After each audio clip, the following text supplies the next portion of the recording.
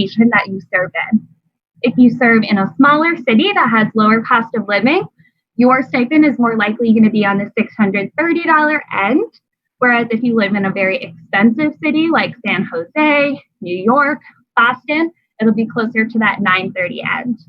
All of the stipend amounts for the cities are listed on the website if you want to know the exact one for each city.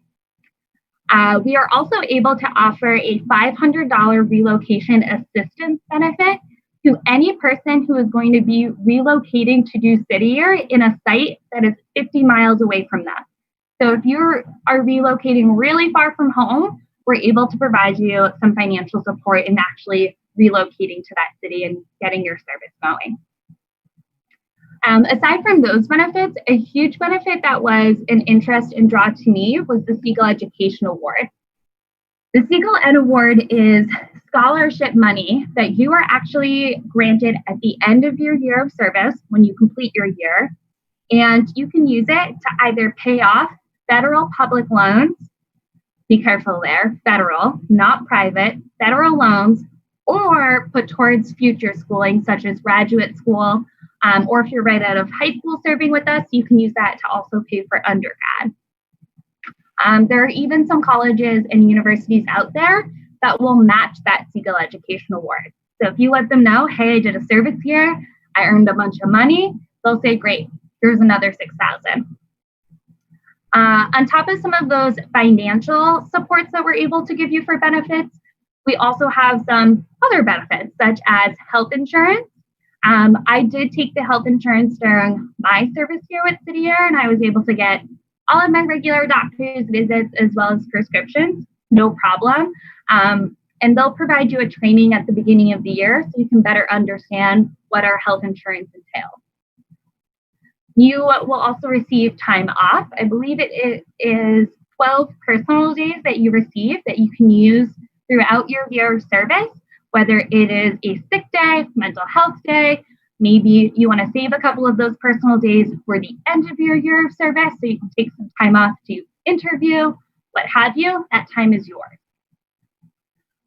Additionally, the work that we do here at City Year, like I said, it can be a lot. You're in this unique position where, yes, you are supporting students academically, but a huge part of your role is supporting students as that mentor and building really strong relationships with them. And with strong relationships, you're going to learn a lot of personal things about your students and what they're going through. And because of that, the service year can sometimes get tough and maybe feel a little overwhelming. So we do have some additional supports for you. We partner with an employee assistance program that gives you access to counseling services. On top of that, I remember I talked to my City Year manager and my City Year team leader, who are like two of your bosses that will be working at the City Year school with you to support you during your year of service. So they were a huge help in helping me navigate any times that were difficult for me. On top of the Siegel Education Award that you received that can go towards your finances with loans, if you are a college grad and you have acquired loans, you are able to put any of your federal loans in forbearance during your service year, which means you don't have to worry about making payments on them.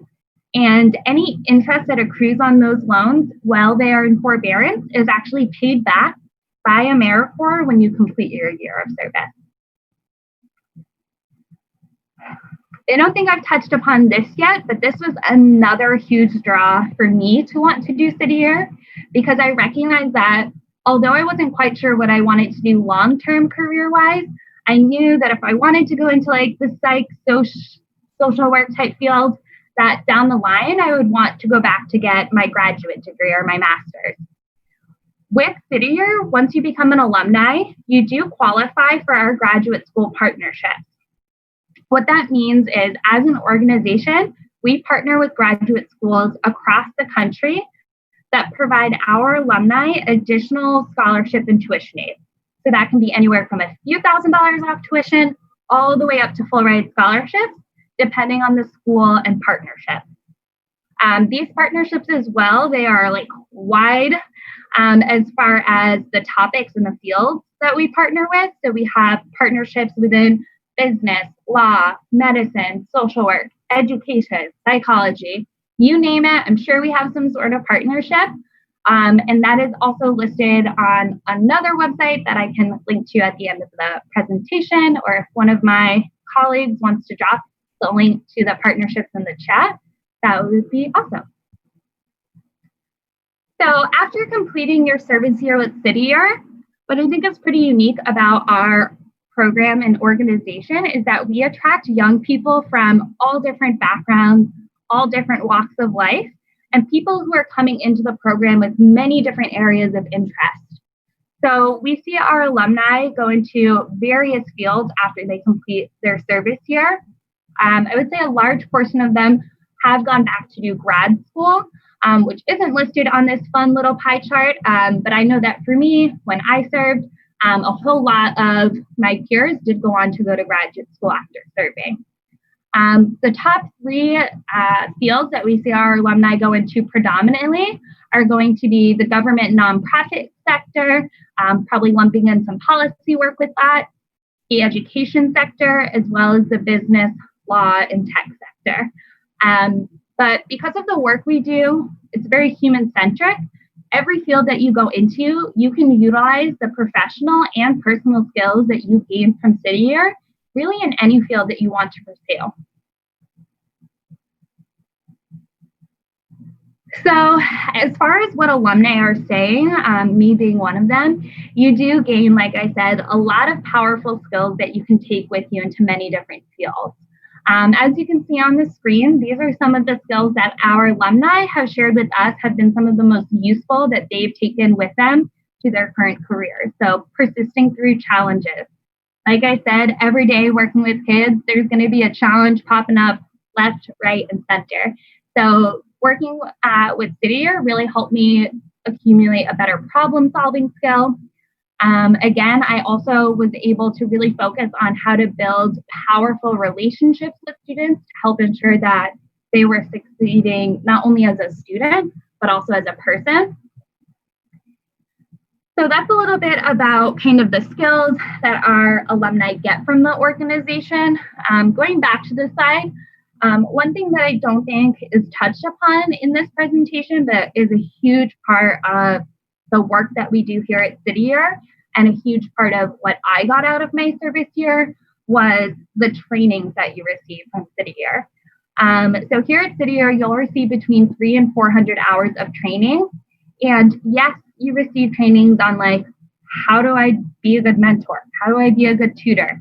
You'll learn what a lesson plan is. You'll learn about coaching students through challenges. So you'll learn a whole lot about that.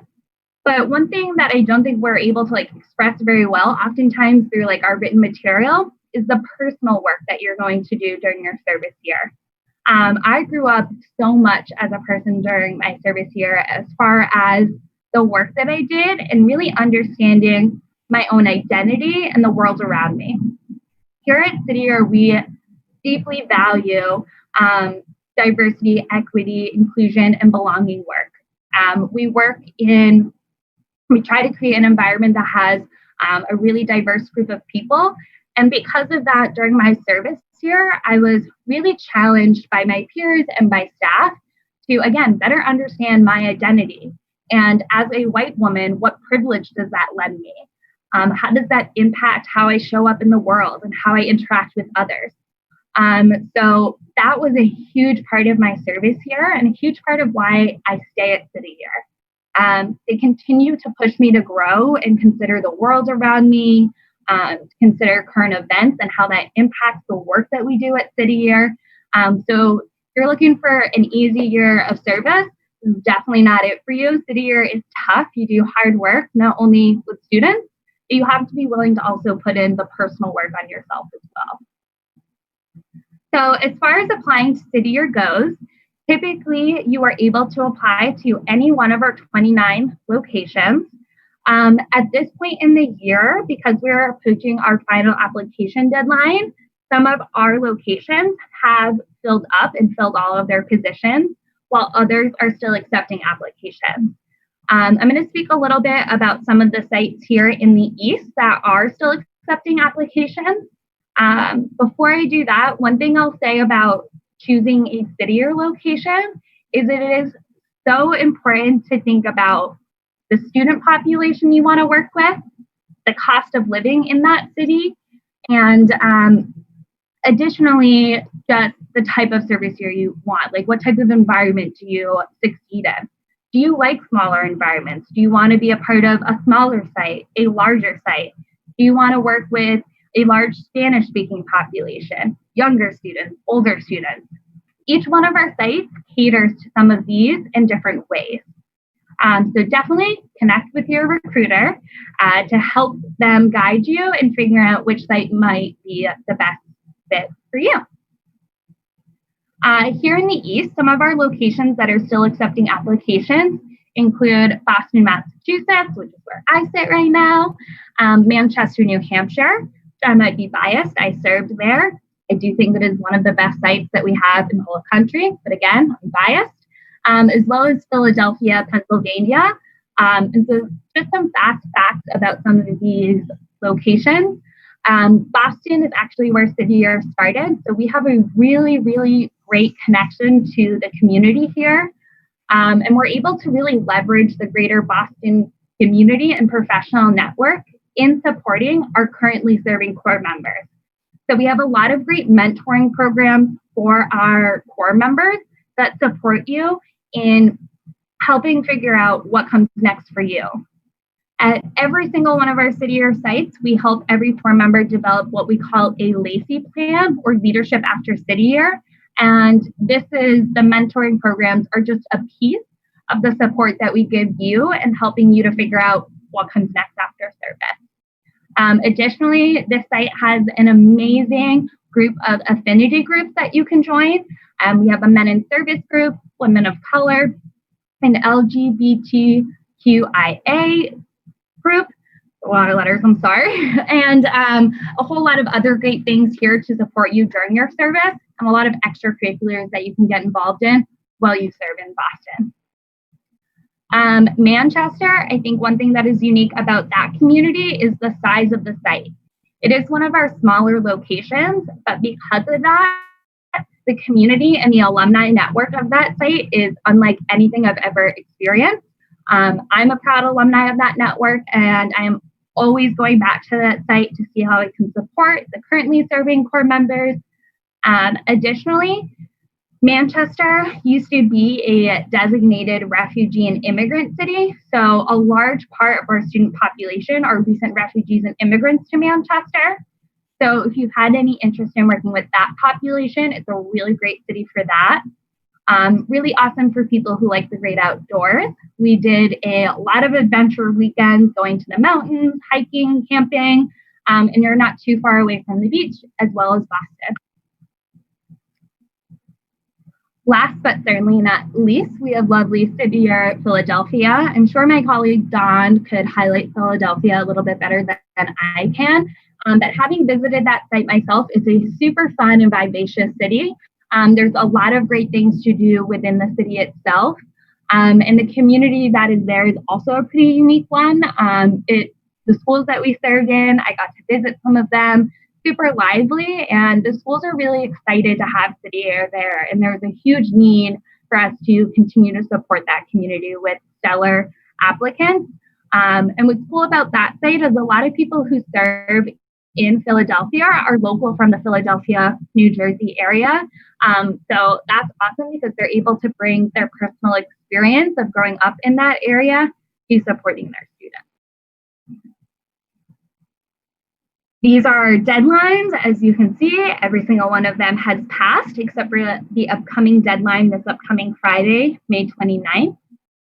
If you're panicking a little bit, like, I don't know if I can complete an application that quickly, that is okay, as we will enter into what we call rolling admissions after this deadline, which means we'll accept applications as they come in to the sites that still have open positions and fill the spots as we need to as we lead up into the start of our service year. And our year does start either end of July or beginning of August, depending on the site that you apply to or get accepted to.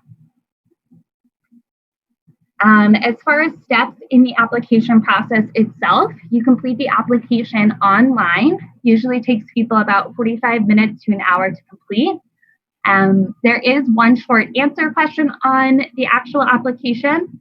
I'm a poor writer in the sense that I delete a sentence 20 times before I'm like, all right, that sounds good. So it might take you a little longer or a little less, depending how comfortable you feel in that skill set. Once you complete your application, there is an interview. And I would say we weigh the interview pretty heavily. So again, checking in with a recruiter to kind of figure out how you might be able to be supported in prepping for that interview would be a piece of advice from me. Lastly, another thing that we weigh is your professional reference. So we do require that you submit one professional reference, just the name and contact information for them so that we can reach out and acquire or ask them to fill out a reference form, not a formal letter of recommendation. And that person can be, a coach, a mentor, a former boss, supervisor, professor, anyone like that. And then, of course, make sure you regularly check your email, as that's the form of communication we use for getting your admissions decision and the remaining updates if you do get accepted. So this is just the final page with my contact information. I know I'm sick of hearing my own voice, so I don't know how you poor people feel, but thanks so much for taking the time to sit and kind of listen and learn a little bit more. It's a lot of information to take in, so I'd love to open it up now and get some questions from folks.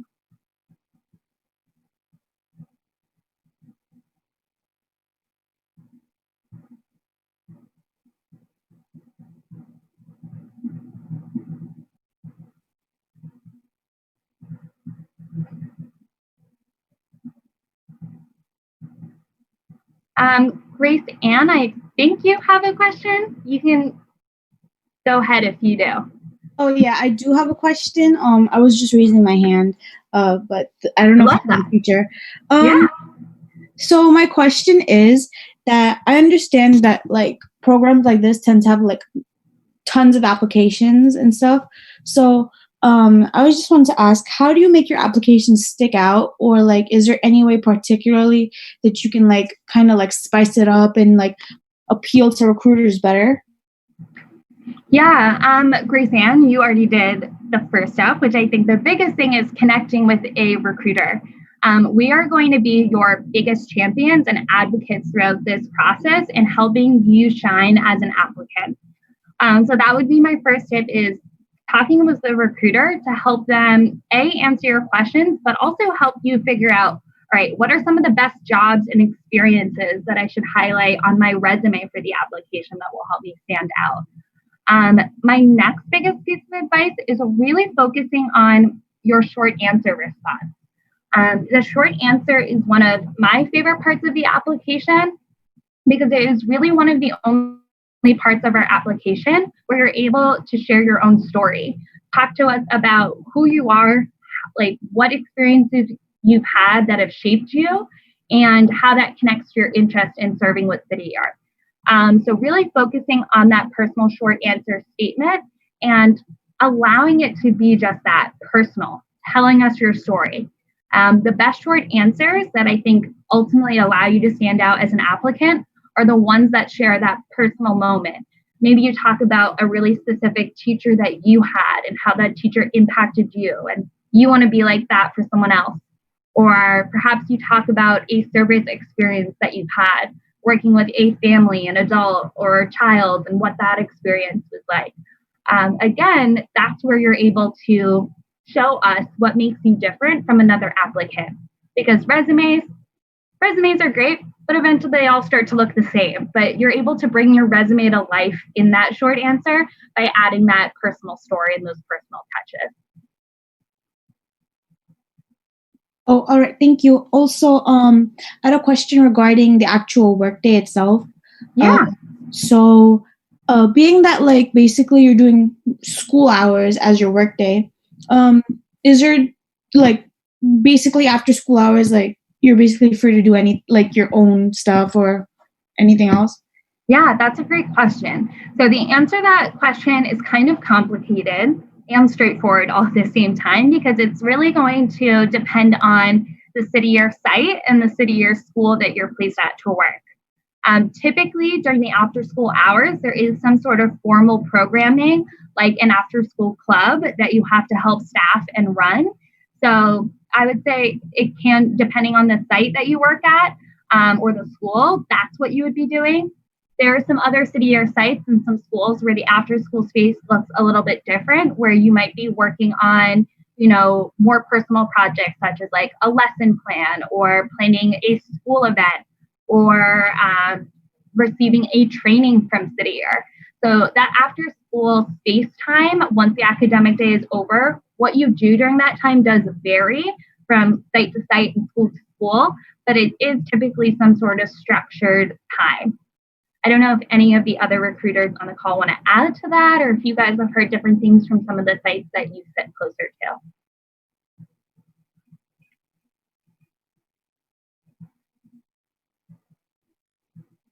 Marcus is giving me a thumbs up. All right, awesome.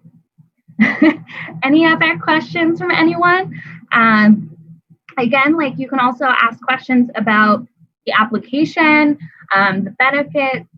I know a lot of people had COVID on the brain as far as like how is that impacting our service year. So we're also happy to speak to that. So whatever you all got, and I'm gonna take a peek at the chat because I realize I haven't looked. Yeah, could you talk a little bit about how COVID is expected to impact the upcoming year? Yeah. So very similar to everyone else, here at City Year, we are adapting and making changes to what service is going to look like and feel like based off of just the information that is trickling down. As of right now, City Year does have a plan for if service is starting in person, but we have also been planning for a virtual service year, or at least a virtual start to the service year. One thing that is good for everyone that is going to be doing the upcoming year is that for the last 3 months, we have been able to utilize the current core that is serving to gain an understanding of what does virtual online school look like? How does City Year play a role in that? What does a virtual tutoring session look like? How do I mentor people over online platforms? So we've really been able to carve out what that looks like and what that feels like. And then from the City Year perspective, we've been able to adapt the trainings that we're providing our core members with to make sure that our core members understand the new tools and skills that they can utilize in kind of this new environment that we're working on. As far as like what the fall looks like, as of right now, every City Year core member that is signed up to start serving with us come August is going to be required to relocate to the city that they are serving in, no matter if that city is going to start off the year virtually or in person. And that's for a whole slew of reasons. The first is that we do need you to register in person because of federal and AmeriCorps regulations. We need to check your identity and fill out certain paperwork in person. And then additionally, say you agree to serve over in LA, but you're living here in Boston, and then come October, they decide we're not doing this whole online thing anymore.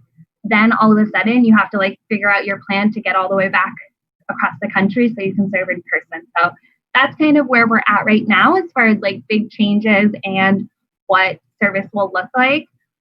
We did recently, and I see Dawn has dropped a couple links in the chat. There is some additional information online about our response to COVID that I think can really help support you in better understanding. And there's also on our YouTube channel a video about what virtual services look like. And it shows some of our core members doing virtual tutoring sessions and mentoring sessions as well. Thank you. Yeah. Krishna, I just want to add one thing to that. Please. Everyone, Ms. Sandra again. I think it's important to highlight that given the challenges that the pandemic has presented to our service model, it's important to mention the concept of summer slide and how that has become magnified in the current, virtual space that we occupy, especially for the students that our AmeriCorps members work with. These are the students that are showing these early indicator warnings and are leaning on our AmeriCorps members for not only academic support, but social and emotional support as well. So when you think about the summer slide, and for those who aren't familiar with the term, it's when your students get away for summer break and they essentially have a setback in their academic development, and basically forget what we worked with them on, or their teachers have worked with them on to kind of catch them up to the curriculum. And when you kind of amplify that in the space we're in now, when we've taken our students out of school, some as early as February, and add those additional months on, and, looking at reports where, as much as we try to engage students, it hasn't been as easy a transition for some of the schools that we work with that don't have built-in infrastructures and logistics for going fully virtual. These are the schools that are facing, financial inequities as much as they are academic. So understanding that the importance of the AmeriCorps member role in that space come the fall is going to be that much more important to support these students who have then had that larger period of inactivity, in essence, and really need support beyond that. So just wanted to mention that is what's at the forefront of our thoughts when we think about what service is going to look like come the fall. Is we really want to think about these students that are going to need that much more support than they would have already, given things like summer slide. So just wanted to shout that out.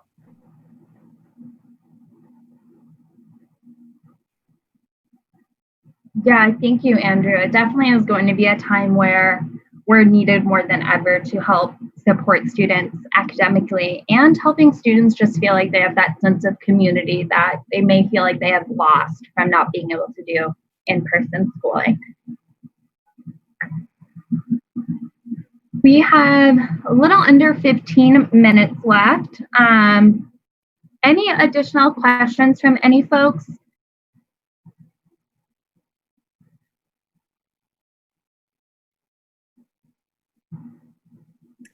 I have a question. Yeah. You mentioned how some of the locations are already full. Do you know off the top of your head which ones are, or where we could find them? Yes. Dawn, I don't know if it's updated online. I know we have a copy. So I just want to set some clarification and context. Currently, all of our City Year locations, all 29 sites, are still accepting applications through this deadline. There are cities, however, that are approaching or have approached filling their slots and are now working to build a potential wait list. So some of those cities include Washington, D.C., New York City, Buffalo, New York. Those are the three in our particular region that are most likely going to be building a wait list out of this deadline. If you were to apply to one of those cities, we do recommend, if there are additional cities that you are interested in and are able to relocate to perhaps consider those as your first choice instead. But the other thing to think about is if you were to apply to, say, Washington, D.C., you will get an email from our admissions department that will say, here are 3 options for you. You can continue to interview with Washington, D.C. If we think you're a qualified candidate, but we don't have a spot for you, we'll offer you a position on the wait list. You could transfer your application to another city. And then the third option that they would offer you is to remain on our list for potential mid-year positions that would become available in that city if you're unable to relocate or move to another city that we have. I would say there are about 15 sites across the country that have that are reaching that 100% or over, and will likely be working to build a wait list. So my recommendation is to connect with your recruiter if you have specific locations that are in question. The other thing I'll point out is our locations page on our website has an interactive map where you can actually see the the cost of living, transportation, which age groups we're like working with. Some of our sites only work in elementary schools. Thank you, Andrew. So that's a good way to kind of just explore some of the cities, as well as their start dates are listed on the events page for each location. But in our region right now, for sure, like open positions that are high need are the ones that Kristen mentioned: Philadelphia, Boston, Manchester, New Hampshire, and Providence, Rhode Island is also in that list. That was a long answer, but hopefully it provides some clarification for folks. We do want to be transparent, and just let you know what you can expect if you were to apply to one of those other cities that have been more popular this time around. Thank you. Mm-hmm.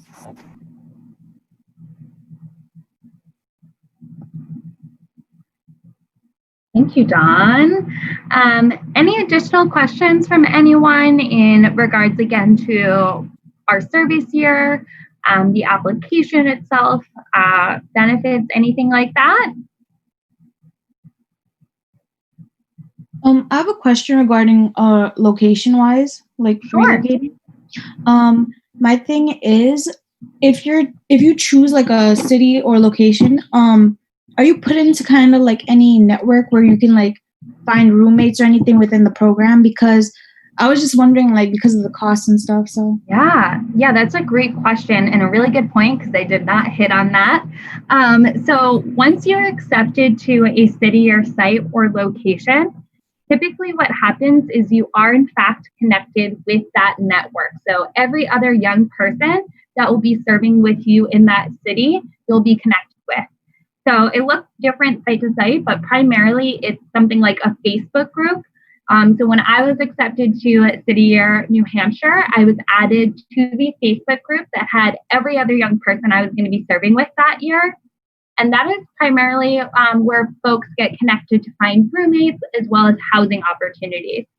So the admissions manager in New Hampshire, he told me that if I was still looking for roommates and housing, that I should post in this group, share like a little blurb about myself, and then additionally put a little ask about what I was seeking for housing opportunities. So I wrote a little bit about myself. I said that I was looking to search for an apartment for anyone that was still looking for a roommate, and then also asked if anyone had available rooms in an apartment they maybe already found or what have you. And after making that post, I had a whole bunch of people comment saying, we have a house and we have one room available, or, in my apartment, my room is really large. I'd be happy to share to bring down costs. And there was a few other people that had been accepted to the program around the same time I was. And one of them happened to be this girl, and her and I connected. We really vibed with one another, and we ended up rooming together and finding an apartment together. Crazily enough, 5 years later, she's still my roommate. So you never know, you might find a best friend out of City Year. Thank you. Yeah.